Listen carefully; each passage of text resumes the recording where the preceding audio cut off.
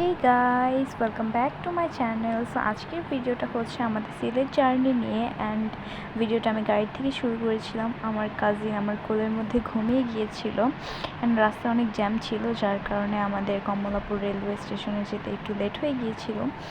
And এই যে আমাদের ট্রেন ছেড়ে দিয়েছিল অ্যান্ড আমি এখানে কফি খাচ্ছিলাম আর ভিউ এনজয় করছিলাম। আর আমার কাজিন তো আমার বাবাকে খুব টাইট করে ধরেছিল, কারণ খুবই ভয় পাচ্ছিল, ট্রেনটা খুবই নড়ছিল।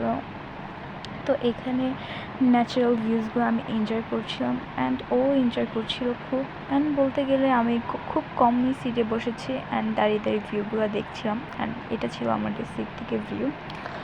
সো যখন ট্রেন হচ্ছে ভৈরব ব্রিজ পার করেছিল, তারপর থেকে ভিউগুলো বেশি সুন্দর হয়ে আসছিল। লাইক পুরা সাইডে হচ্ছে গাছ আর গাছ, আমার এগুলো খুবই ভালো লাগে। অ্যান্ড ওয়েদারটাও ওই দিন বিকালে খুব সুন্দর ছিল।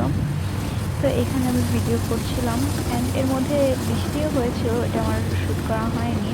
তো বৃষ্টি পরে ওয়েদারটা খুবই ভালো ছিল অ্যান্ড বাতাস আসছিল। আর আমার কাজিন তো সারা ট্রেন ঘুমাতেই গিয়েছে।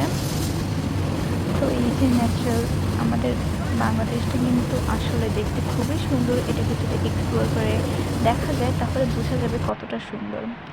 অ্যান্ড দেখতে দেখতে আমরা সিলেটের কাছাকাছি চলে গিয়েছিলাম অ্যান্ড এই রাস্তাটা খুবই সুন্দর ছিল, যার কারণে আমি তোমাদের জন্য ক্লিপ নিয়ে রেখেছিলাম।